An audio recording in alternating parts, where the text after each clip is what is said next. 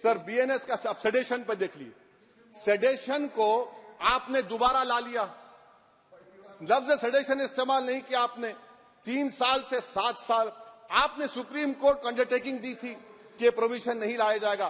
तो chairman sir, यहां पर हिंदी के एक बहुत मशहूर कवि का वो शेर मुझे याद आ रहा है, मैथिली शरण गुप्त का, कि राज्य को यदि हम बना लेंगे भोग तो बनेगा वो प्रजा का रोग, फिर कहूं मैं क्यों ना उठकर हूं आज मेरा धर्म राजद्रोह। कार्ल मार्क्स ने कहा था sir, history repeats itself first as a tragedy, second as a Fars.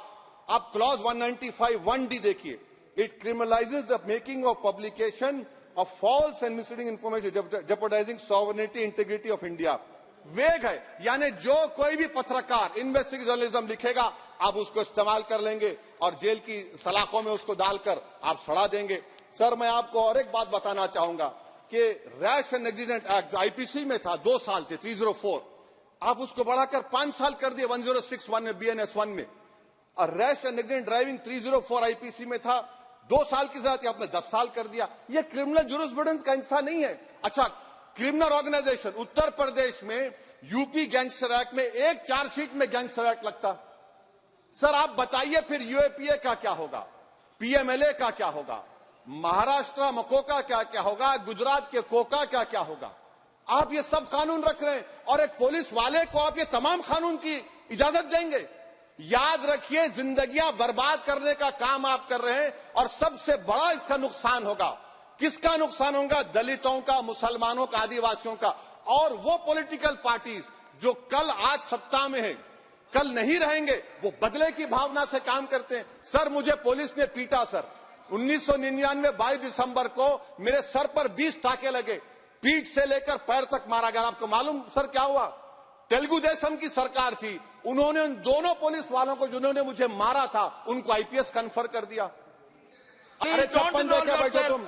Please आप बैठ जाइए। टेररिज्म का देखिए सर, आप बैठ जाइए प्लीज। यूएपीए का सर मैं खत्म कर, टेररिज्म उनको रोकिए sir. Okay please sit down. Sir terrorism का डेफिनेशन में आप देखिए, यूएपीए का सेक्शन 16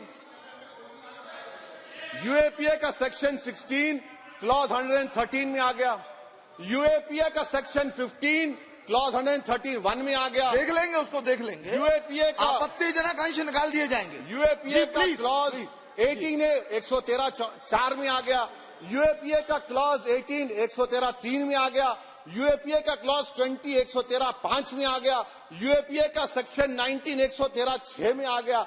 अरे भाई साहब फिर क्या बचा है? आप यूएपीए से, मकोका से, गुजरात कोका से, पीएमएलए सब ला लिए।